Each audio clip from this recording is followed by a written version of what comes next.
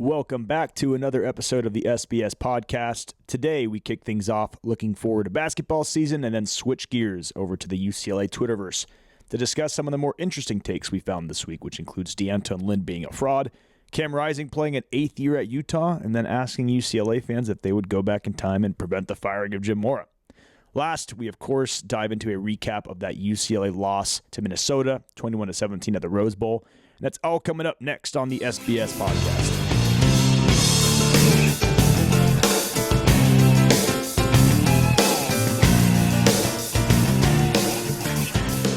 Good, nice. We're good. Welcome back, Kyle. How's it going? Happy to be back. It's going okay. Yeah. How's it going with you? Good. It's fucking getting cold up here and dark, and fall is officially here up here, so the days are getting shorter. So you guys get like actual seasons up in Seattle? No, we're gonna get snow. Oh, didn't know that. Yeah. Like they shut down the golf courses because you can't even play, which is coming. And that's exactly why I'm heading home. This is what I was going to say. I mean, Kyle has to get into some golf weather soon, so he's going to head back. Yeah. No, I actually just bought my flight. November 21st, I'll be pretty much home all of December and then like halfway through January or something like that. Sounds like you're home for basketball season. That's also partially the reasoning. I was going to say, Kyle, you're going to be back for the USC game as well. Is the game time for that out yet? No, but I need it to be because that's the night of Togs' engagement party. That's right. Well, I know we wanted to start this episode actually talking about basketball to kind of change things up. And before we even really talk about that team, has the fate of a college fan base's emotional state ever rested more in the hands of its basketball team than this specific basketball season? Ever? No. Never in history, actually. In any school. Because we're ranked like 130th in college football. Something like that. UCLA basketball opens the AP number 22 spot to start the season.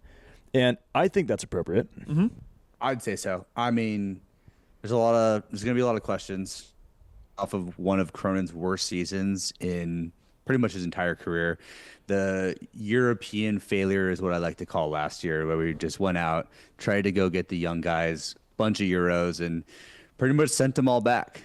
Sent everyone back to Europe, or Burke's now at Nebraska. I think McClendon ended up at San Jose State, obviously losing a Dembona, but Cronin hit the transfer portal hard and got some, experienced guys, some within the Pac-12 scattered across the country. But I mean, and he's also bringing back, top 3 returning scorers in Andrews, Mack, and Lazar Stefanovic. So it's going to be an exciting season. I can't wait. Yeah, and he's earned that mulligan, at least. He's done such a good job, and he's been the lone bright spot in the athletic department for the last several years to where, look, the Europe experiment clearly failed, and we were all guilty of buying into it. UCLA fans thought that people were very high on that European class, and it just didn't translate to the American game. So I think that's why people are mostly excited about this basketball season, because the way that he rebuilt this roster, it's heavy on American players and players that have been in the American college game for several years. This is an experienced team that's played American college basketball, so I think it's certainly a course correction, and obviously excited to see how that turns out. Yeah, I think that there's some exciting neutral site games as well that we're going to have on our hands. It's not the easiest non-conference schedule, then obviously going into Big Ten play as well. Yeah, so they're gonna have their work cut out for them very quickly. That's why I'm happy that we're not starting off in like the top 10, top 15, because it's not an easy start to the schedule, and it's going to be a pretty fresh roster. So assuming you don't win all those games, it would suck to see the team like slip out of the rankings when we're number 22. So I think it's kind of a comfortable spot to be given the schedule. Speaking of neutral site games, I just learned that I'll be in Phoenix for the out-of-conference Arizona game at at whatever the name of the Suns arena is. A few buddies will be doing a B&B out in Scottsdale. Quote-unquote neutral site. That's going to be an absolute viper pit of those meth heads, but looking forward to it, man. I'll be there as well, so we'll team up. Will you really? Yeah, I'll be out there. My dad and I will be out there. I got a old work buddy who's an ASU fan, went to ASU, and he's just like, I'm gonna be a UCLA fan for the day and just go hard against some Cats fans with you. So we'll have to team up. We'll have to hit the bars early, and we'll have to just give it to Wildcat fans. Okay, now I might have to make an impromptu trip to Phoenix that weekend. Keon's sitting here in the corner just with his look on his face, like, what? Thanks.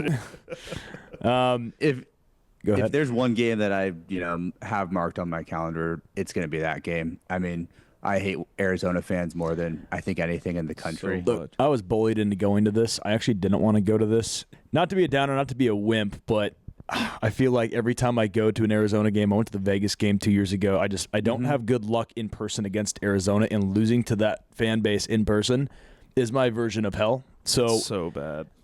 Yeah, Arizona is supposed to be good this year. It's going to be in hostile territory. I'll put it this way. If the Bruins win that game, that's going to be one of the funnest nights out ever. Best. Phoenix Scottsdale on its own is a great night to be out. Yeah. And if the Bruins win, oh my God, the beers will be flowing. The SBS live on Instagram will be all time. I went live during the Minnesota game. I kind of regret doing so. We were drinking basically a new gin and tonic per possession, just because that's the only way you can really enjoy this team.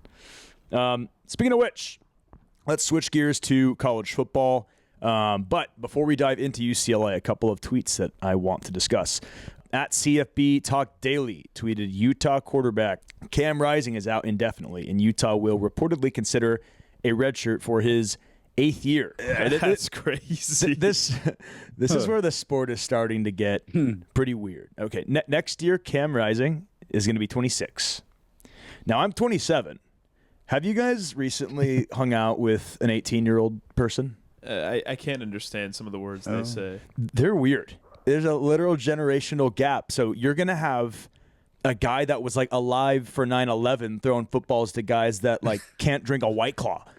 Like what kind of locker room chemistry is that going to be? Cam Rising isn't doing himself favors physically because he looks 50. I think it's about time for that guy to hang it up. There's a bunch of different ventures that guy could pursue. I'm sure he's a smart guy, tech salesman. He could get out and get into the field, be a financial analyst. Come on, dude. I was thinking like bassist in a metal band or something. Look at the guy. The hair. That's a better call. He's gonna go become a pirate. Dude, he is not even the oldest guy in college football. Cam McCormick, tight end for Miami, currently playing his 9th season of college football. And I found his Wikipedia page, and here are the reasons for each of his red shirts. You got 2018, multiple leg injuries. 2019, ankle screw malfunction. The following year, ankle reconstruction. 2021, torn Achilles tendon. And then an assortment of just transfer sit-out red shirt rules. I mean, this dude played college football with Lamar Jackson, Myles Garrett, and Dalvin Cook. That's crazy. Wow. We are in the upside down. Yeah, college football. Sometimes you just gotta let it go, man. He was in college football when some of his teammates were in the 4th grade. Oh my God. That's another stat. Yeah, weird times for sure. Another tweet on a more relevant note. UCLA geek, glasses face emoji. He ran a poll on Twitter, quote unquote, looking back then and what's happened in the years since, would you have fired Jim Mora in 2017? Why or why not? And out of 103 votes, I wish our Twitter got that engagement. I saw this, Ross. 25% yes, 69% no. And I don't know what this third option is. It doesn't say, but so 25% yes, 69% no. What do you guys think about that? The question was, would we still fire Jim Mora? Yeah, with everything that we know now since the Jim Mora era with Chip and where we're at now, would you go back in time and not fire Jim Mora, or would you have moved forward and fired him? I think, and I know we all kind of had, I became a UCLA. No, I didn't become a UCLA fan, but a lot of my UCLA football memories were in the Mora era. But I think that had run its course. I would have fired Jim Mora at that time. I wouldn't have necessarily hired Chip Kelly. I think the next move is the important move, right? But yeah, I would have fired Jim Mora. You had me until the Chip Kelly part, because I agree that the Jim Mora era was in an absolute tailspin, and I'm a Jim Mora guy. I look back fondly on that era. Great times overall. Those last 2 years, it was really getting out of control.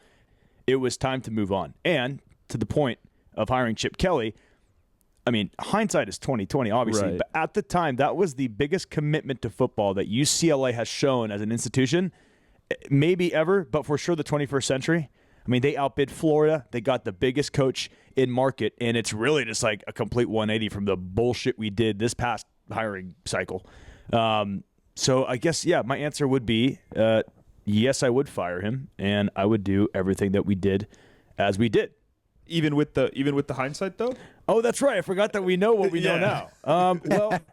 Well, who else is on the market? Yeah, I guess that's Urban Meyer. No, you're not going to hire Urban Meyer then. People are still asking for Urban Meyer. Yeah. Kyle? I was gonna say no, but if you want me to say yes, For the then, exercise. yeah, exactly. But I think that Jim Mora, I think it did run its course as well. I think going back to everything that we know now, I think we just should have done the inevitable. Obviously, this last hiring cycle, knowing that we know now and what we're getting, is Martin Jarman should have just made a clear-cut decision earlier on to get rid of Chip Kelly, and all the bullshit that was going on during the early process. Like, it was a mess, right? Everything was a mess. So Jim Mora, yes, I would have fired him back then. Just much like Keon, much of my early memories of UCLA football were Jim Mora's, teams. I thought he was a great coach, and it just sort of had run its course. So I think it was time to go. But for the early days of Chip Kelly, I mean, you're right, Ross. That was the biggest show of like, hey, UCLA football is making a move here, and this is a power move by hiring Chip Kelly. Guy had been in Oregon, went to the NFL, right, with the Eagles, with the Niners. So, yeah, going back and thinking everything we know now, I do a lot different this past year, but up until then, I don't think I would have changed a whole lot. If we're talking this past year, then we're never going to get to recapping the Minnesota game, and we're never even going to consider talking about Rutgers. Because that could be a 10-part Netflix series about true the crime past, show. No, straight up, like World War II in color type shit. So we're not going to get into that. But staying on the topic of Twitter, shout out to Bruin Report Online for pointing out in their tweet that so far in 2024, UCLA's defense has allowed 5.3 yards per play to USC's 5.8. That ranks UCLA 57th and USC 82nd. And why do I bring this up? Well, of course, because D'Antone Lynn, which is a fake name, by the way, his real name, his legal name is Anthony Ray Lynn Jr. So Tony Jr. Fake name for a fake guy. Yeah, Tony Jr. has off the bat. Obviously gotten all the credit for UCLA's elite defense last year, but I think we're kind of starting to find out that Lynn is not just a snake, but he's also a complete fraud, because Aikika Malloy might be that guy. Lynn had, Leatu Latu, All-American, draft pick, all that. He was, one of the best edge rushers UCLA's produced in a long, long time. And Malloy with Schlesinger is producing another all-conference talent. Facts. Yeah. Keon, you mentioned it, right? Lynn had the Murphy brothers, Latu. He had Ramsey. Like, those were some legit players that he had on that defense last year. If I'm not sorry to interrupt, was the defensive coordinator prior to Lynn at UCLA the beard fucking guy? Yes. What was the was guy that? who Chip Kelly wouldn't fire? Yeah. Well, how am I forgetting? Yeah. How am I forgetting that guy's name? What's his name? Azanaro. Jerry Azanaro.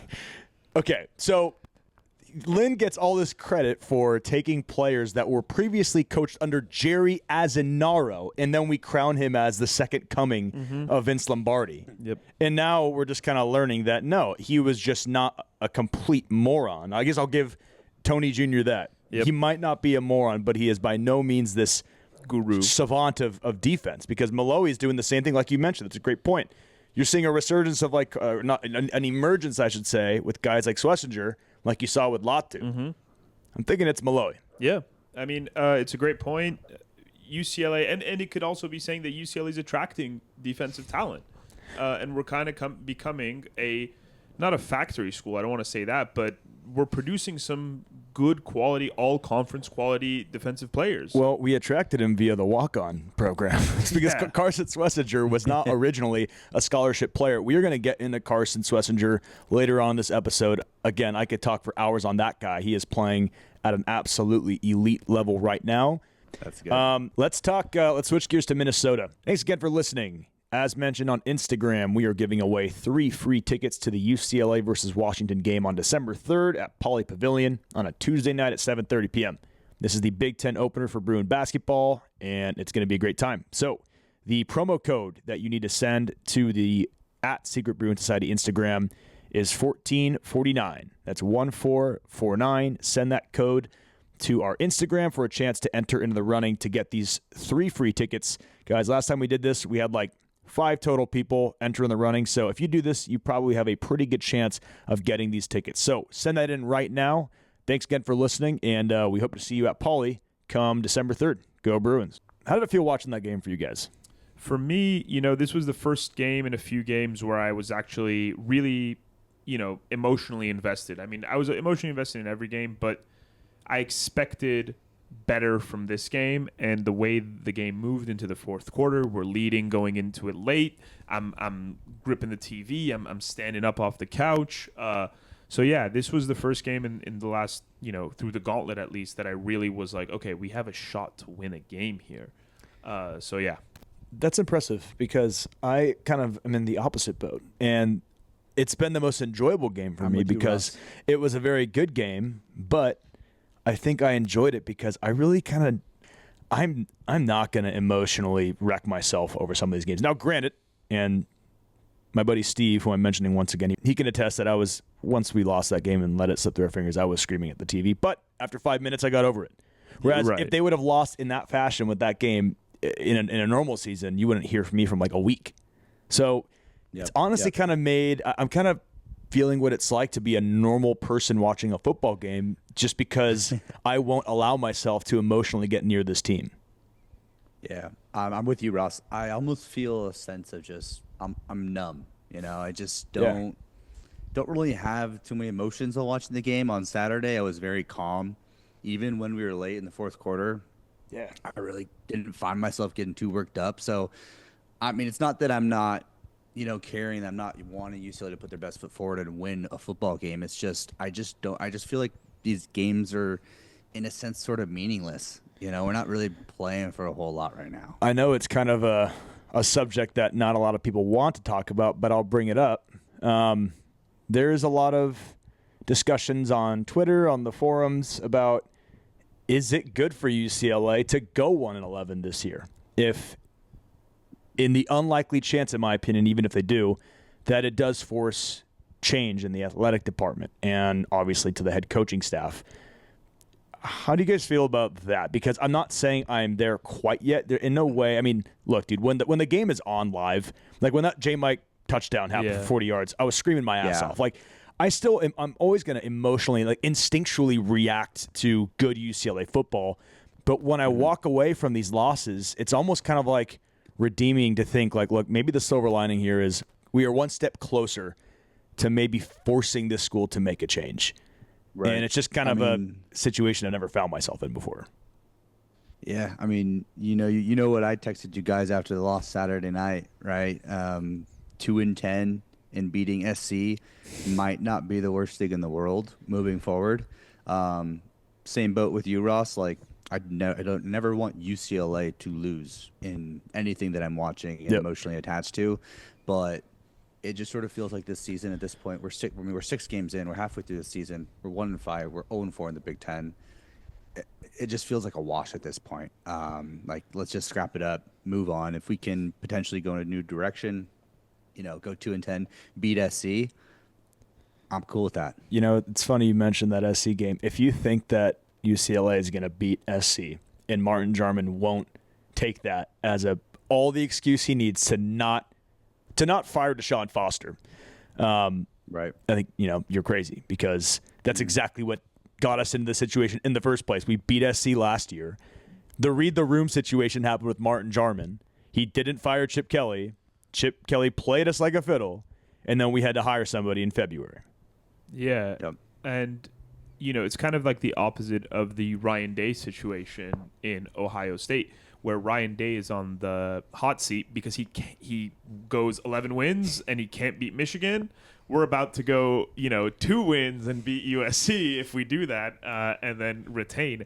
I would agree with you guys at this point. I don't think there would be a legitimate change. I think the donors need to, the real big boosters need to really voice their concerns.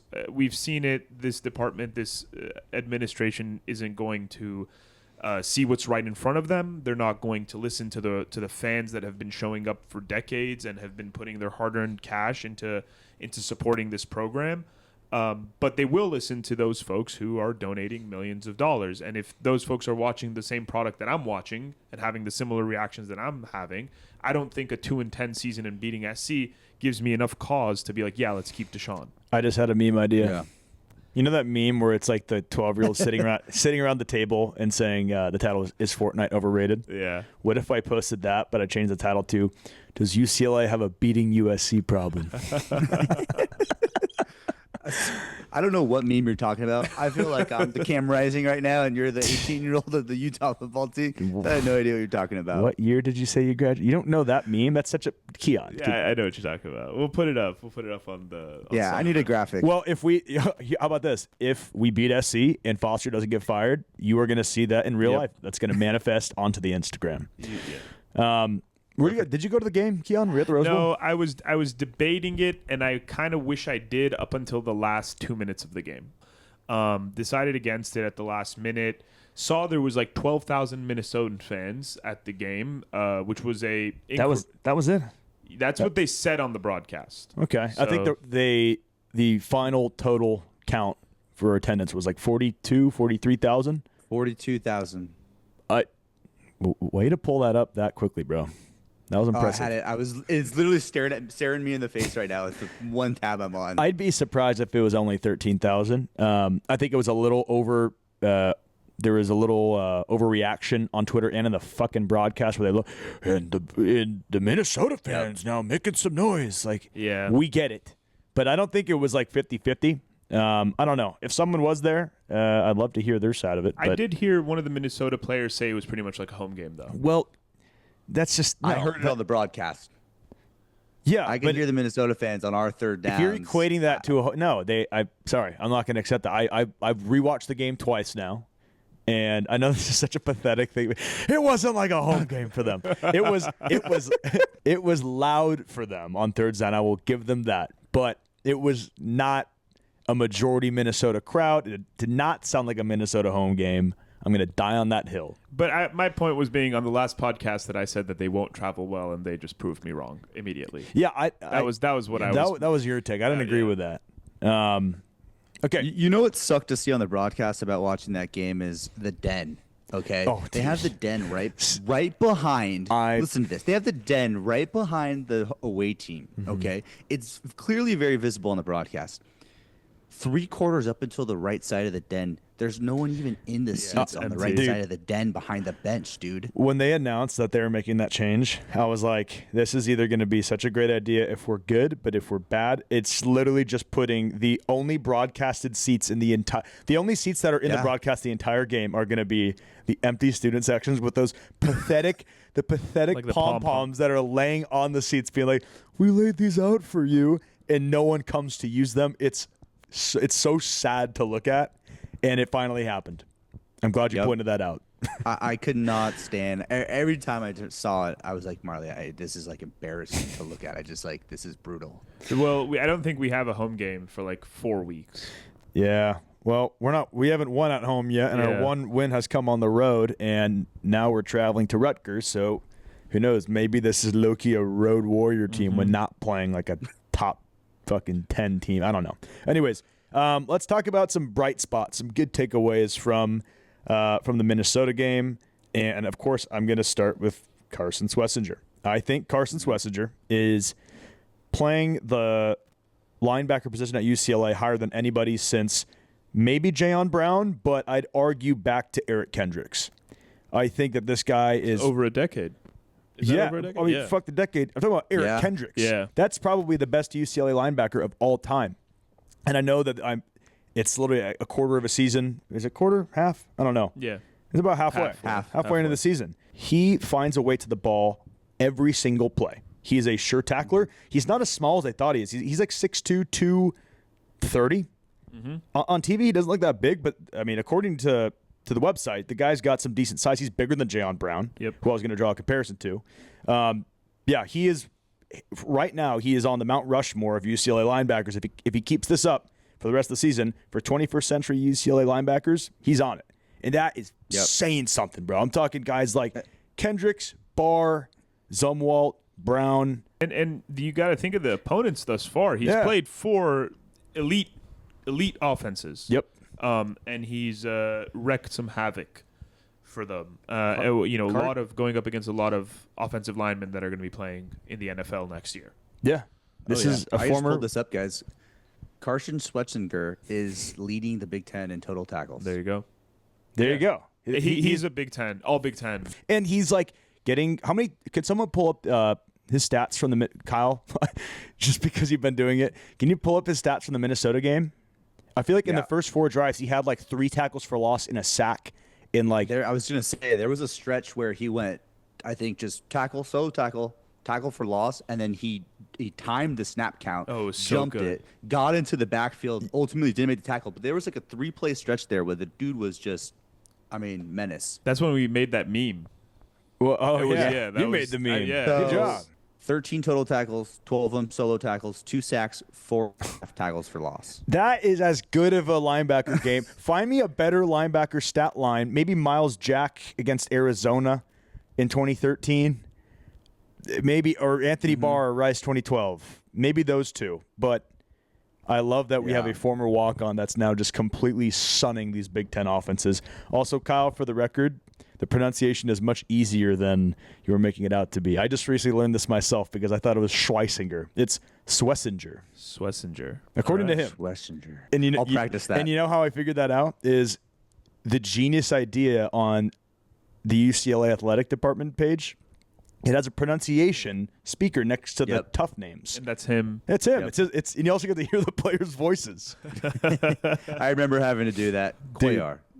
You got to Cuellar. No one ever asked me to do that for track. They're like, no one's reading this shit. If they call him Ross Niederfaust, no one's gonna care. Okay. Carson Swessinger was a bright spot. Any others that were missing? J. Michael Sturdivant. Yeah. J. Mike. Finally unlocked. Yeah, I think Great now to it's see a game like that. It just makes you that much more puzzled as to how it's like been maybe this game and the bowl game from last year have been the only memorable games from him. He was so good at Cal, and when he has been good at UCLA, he looks like a national caliber receiver. He looks like a Big Ten receiver. Yeah, we just kind of pick one game a year to use the guy. I don't get it. Yeah, I mean, he creates separation so well, especially, obviously we're going to pick out the play action pass that goes over the middle for a touchdown, but even the other ones, like if he curl routes it back, he loses his defender so well, and his hands are sure. He's not dropping a ton. That incompletion at the end of the half. Yeah. He has no corner strikes in CFB 25, the play. Corner strikes? Yes, yeah. He ran a corner. I can picture it. He ran corner strikes at the end of the half, and that route was so dirty. And he shook his guy, and Garbage just missed him. We'll get to Garbage in a second, but that was tough. It was good to see Titus. It was good to see Titus back in the lineup. It was great to see Titus back in the lineup, dude. This UCLA receiver core is probably the best since I've been alive. I loved Quasi's hit. If we're talking about receiver core, It's bogus. Things we loved, bright spots. I love that hit. Look, if you want to call that a 15-yard penalty, go ahead. Like, whatever. I don't agree with that. I think that's just football. And I'm not one to say that because I'm totally against the helmet-to-helmet stuff. I personally played in the concussion era. I got hit like that. I gave hits like that. I'm totally against that now because I think it's very dangerous and unhealthy. Now, those types of hits to the chest, I think that's just simply football. But to eject a guy for that, to literally take him out of the football game for that kind of hit, dude. Even to go on top of that, Ross, like, totally agree. Bullshit. I don't think, Quasi deserved to be thrown out of that game. Like, football, you only have 12 games in a season. You work your ass off in spring ball, fall camp, and it's like you get to these games and it's just one little mistake, and I wouldn't even call it a mistake most of the time. It's just an accident, right? You're going for a hit, and you take away. I mean, what's 1 divided by 12? Like just a little less than 10%. 8% of your season just gone, just like that. Yeah, right. That's a great point. It's not basketball. You don't get 60 opportunities of this. You train all year for 12 games. You get one taken away from you because some dude that's never played a snap in his life made up a rule sitting on his ass, pushing his glasses up. It's enraging. Fuck that. Okay, switching gears to the bad. This should be a lot easier. I mean, do we even say it at this point? The run game. What do they average? Doesn't exist. Did they hit that magical 2 yards per carry mark? Nope, 1.4. Are you serious? 1.4 yards, 26 carries for 36 yards. Dude, it's like such a long of 10. It's a head scratcher, man, because we've already talked about this. I mean, we've talked about it a lot, but specifically about how this is like more or less the same personnel from last year. I don't know if this says a lot about Chip Kelly, because say what you want about that fucking guy, but his ability, it's either his ability to use this personnel group to average, 160 yards per game? Minimum 160 yards per game. No, it was like 158 or something like that. High, It was a top 10 rushing offense in the country. I don't know if that says a lot about him or if it's more about this coaching staff that can't find a way to use that same personnel group and at least average 2 yards per carry. I think they average like 50 to 60 yards a game. I mean, it's like a 70 to 80% dip in production from just 1 year losing a center and a tackle who is terrible. And this isn't a exceptionally elite Minnesota defense. No. Kyle just brought it up. It's 6.8 yards per carry last season. Oh my God, dude. And yeah, TJ was the starter. Oh, what's it? I don't know. Who was the starter last year? I don't know if they named one, but I feel like it was a pretty even split. TJ got plenty of carries and was, I mean, we could pull up TJ's average, but point being, man, it's just an absolute nosedive in running production. And then people love the shit on Garbers. And I'm never going to call that fair. No.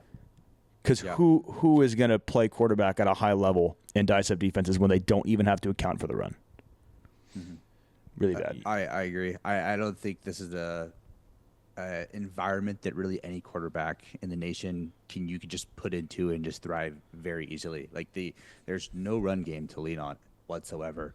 I mean, I thought Garbers. I mean, he had 3 interceptions on Saturday night. Right, one was the tip pass. The other one was really a bogus call that I don't know if you guys saw that. Yeah, but, wasn't a catch. Ball wasn't a catch. Ball hit the ground. Still a bad pass. And so the other one was a Hail Mary. Yeah. Third one was a Hail Mary. Yeah. So say what you want, but I mean, 25 for 36, 293, 8.1 average, like great stat line for the environment that he plays in. That first half was the best 2 quarters of football he's maybe played so far at UCLA before that missed throw to J. Mike, the last play of the half. As well as the tipped pass, I'm just not going to put on him. It's just, it's so tough because, like, I understand people that want to see Martin, but and they're, kind of the argument is, well, do you start to prepare the guy that's going to be with the program next year because Garbers is going to be gone? But I don't fault the coaching staff for saying, no, Garbers is the starter because he puts us in the best position to win games, and we're not focusing on next year. We're trying to win games now. Yeah, you put the best guy out there. Garbers is the best guy. I was one of those people making the argument last week. Yeah, where do you guys sit with that now? I'm still 50-50. I don't think the season's a wash. I don't want to say that yet. It's a bad season, but there has to be a point where you start thinking next year Justin Martin's going to be the starter, presumptive. That you start prepping him outside of one game against Penn State where he's in a very scheduled play sheet to start getting ready for next season. Yeah. What's that line? I don't know. I mean, I think it's important for people to remember, as it pertains to this season, the decision to start or go back to Garbers after the Penn State game. Martin has had now 3 off seasons with UCLA. He's had 3 spring practices, fall camps, and never has there really been a discussion for, I mean, granted, 1 year was a DTR year, but the last 2 off seasons between him and Ethan Garbers, there was never any real discussions of there being a close quarterback battle. Well, last year I think it's also unfair. The quarterback battle last year was between Garbers and that is true. Moore, and then also Schlee here and there. Okay, well, granted, but he still wasn't in the discussion. He was a 4-star.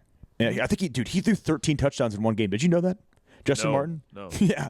That's one of the craziest I had no high idea. school. Yeah, he threw 13 touchdowns in one game. Did I say season or game? You said game. Game. Okay, good. Yeah, it's How do in you a even game. have time for that? I don't know. The final score was like 106-0. Who did they play? I think it was like Morningside or some shit.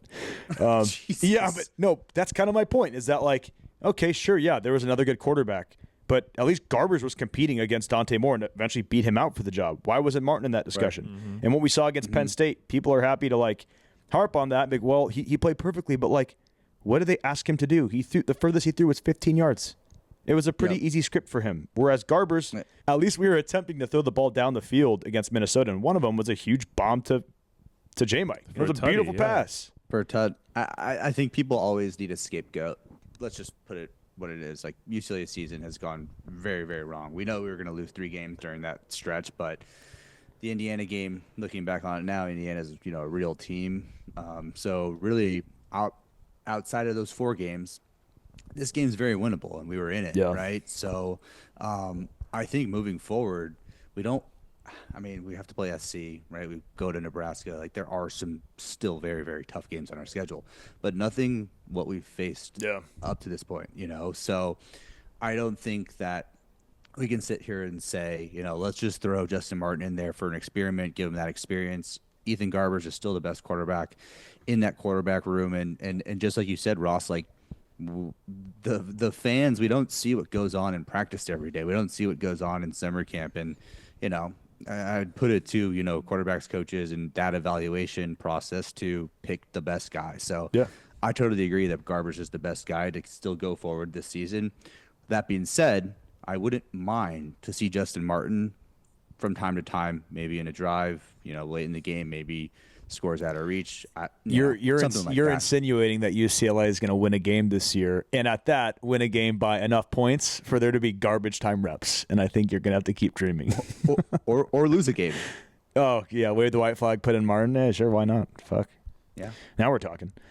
I think next on our list, we have anything new that we saw, strategy or coaching-wise. And before you guys say anything, I don't even know if you guys have anything. I wanted to mention, did you guys see the 6 lineman formations that we did where we brought in an extra lineman? Yeah. Mm-hmm. Okay. So they put in Alani Makahile at quote-unquote fullback. I don't even want to call it fullback because they lined up in a wildcat in a goal line situation. Lined up in a wildcat with Keegan Jones. I guess you call it the quarterback position. Yep.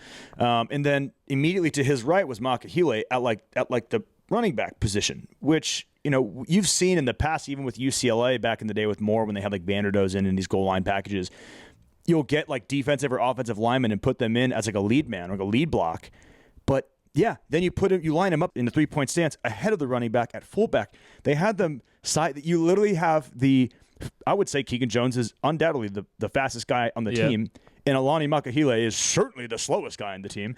And they designed this play with him to be the lead block when they're lining up the same distance away from the line of scrimmage. So go back and watch that play, dude. Keegan Jones just hits the hole and Makahile tries to keep up where he's supposed to be the lead man. It ends up becoming like a bush push, but you've got like one of your running backs being pushed by like a 400-pound man. I'm like, who the fuck wrote this play up? Yeah, I know exactly the play you're referring to. Also, because I remember texting you guys, like, at least we saw some creativity here. Like, it's something new. I mean, it's so funny. Anything else? Ross, I got a question. Ross, I got a question for you. What's up? Do you go for it? 4th and 1 from your own 12. I was hoping nobody would ask me this. Come on, I want to hear it because I know you have to have some thoughts on this. Initially, I very much heard both sides. I still don't really fault the coaching staff for not going for a 4th and 1 situation with the worst rushing attack maybe in school history on your own 12 when your defense has been playing relatively well. I'm not going to fault them for that. I don't think there's many coaches in the country that would even go for that, even the aggressive ones that know what they're doing. Ours aren't aggressive, and they don't know what they're doing, so I certainly don't expect them to make that decision. Do you agree with the 2 play calls on 1st and 2nd down? What, they run the ball? The 2 runs, yes, to wasted timeouts. I was saying, fuck the timeout situation. Let's just be aggressive. We get a first down. I feel the like game's pretty much over. But when you're discussing the 4th and 1 situation, like at that point, that's irrelevant. What made me kind of what really put it into perspective for me is like, what do you have a better chance of, gaining 1 yard, or stopping Minnesota from gaining just how much time did Minnesota have when they got the ball back? 2:20. They got the ball at their own 45. 2:20. No timeouts. So they need to gain. You need to stop Minnesota with 2:20 to go from gaining 15, 20 yards to at least get a chance to tie, or do you have a better shot of getting 1 yard to end the game?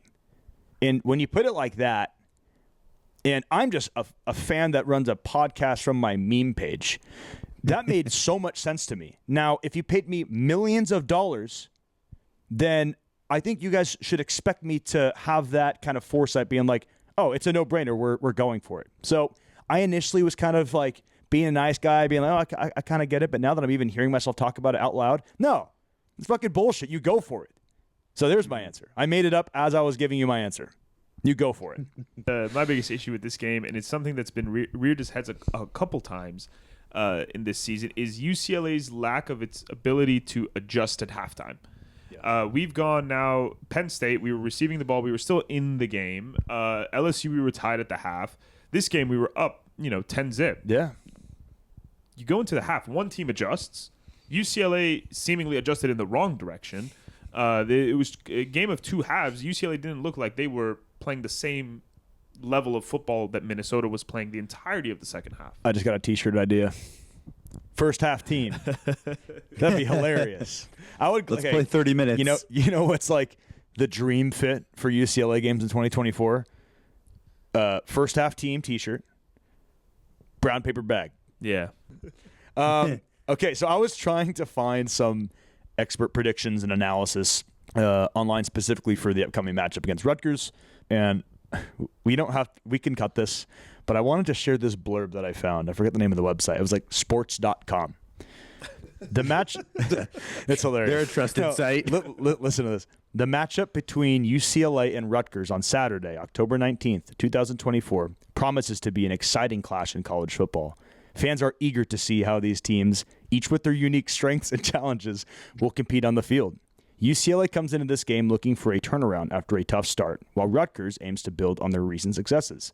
The energy at SHI Stadium will be electric, with both squads looking for a win. As the teams prepare for this Big Ten showdown, all eyes will be on key players and strategies that could determine the outcome. Fans can look forward to intense plays, standout performances, and the thrill of college football at its best. This matchup not only affects the team's rankings, but also provides an opportunity for players to showcase their skills on the big stage.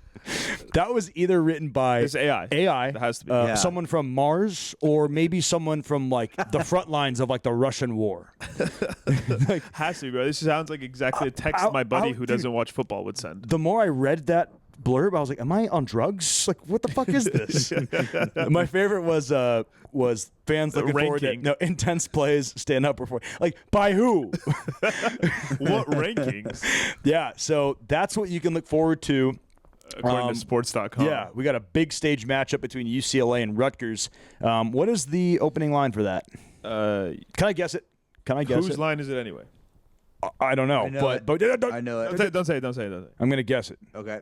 Rutgers minus 6.5. Hold on, don't say it. I'm going to give a guess too. I'm going to say Rutgers minus 4.5.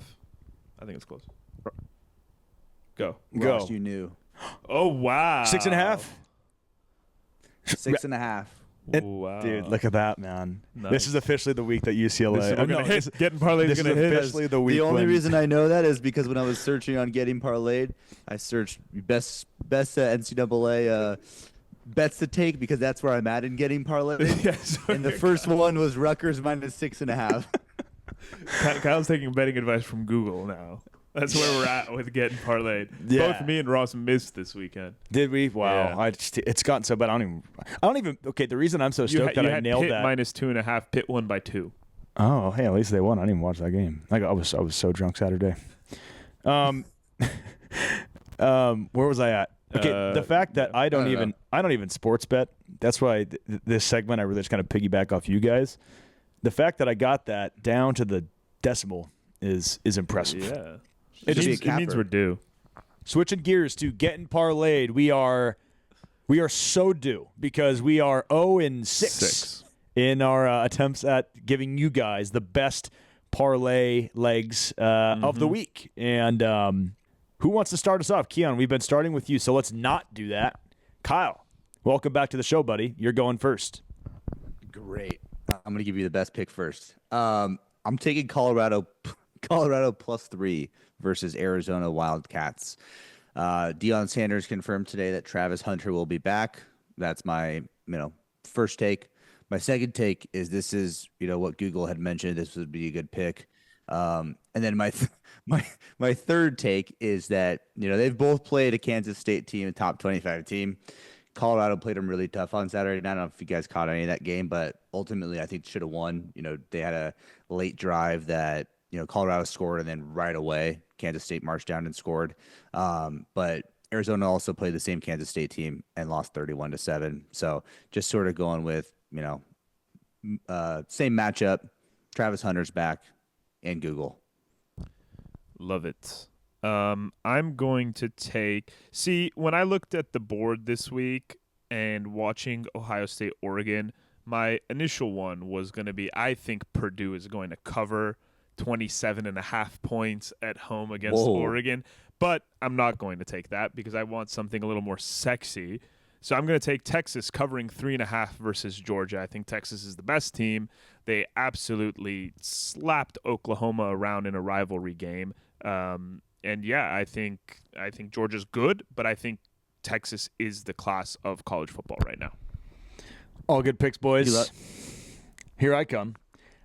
South Carolina covers at Oklahoma +3. I'm pulling this straight from CBS, but it's been an up and down campaign for the Gamecocks, but South Carolina does have a dominant road win against Kentucky on its resume, as well as 2 extremely close calls against LSU and Alabama. So take the Cox +3 covering at Oklahoma, and you will be locked in for the Week 7 edition of Getting Parlayed. I guess to keep what does that get us? +500. +500. So if all three, you put $10 down, you win 50. There it is. Watch, we're going to go on a heater to close this year, and everyone will forget about the 0-6 run. It's funny because you guys think that I'm joking when I say we're due. No, absolutely. We're due. Yep. Yeah. That's why when I pick a surgeon, I pick the guy that's killed his last 5 patients. Mm-hmm. He's due. He's due for a good one. That's all we've got for you today on the SBS podcast. For those that make it all the way to the end and tune in every week, we greatly appreciate you very, very much. And it's always a blast talking Bruin football with you guys. We are looking forward to next week where we will be recapping the Rutgers game and previewing, as always, who do we play next week? Nebraska. Previewing the Huskers. Or is it a bye? The bye week. It's a bye. It's a bye week. Much needed bye week. Much needed. Yeah. All right. Well, thanks again, guys, and we'll catch you next week. Go Bruins. Go Bruins. Go Bruins.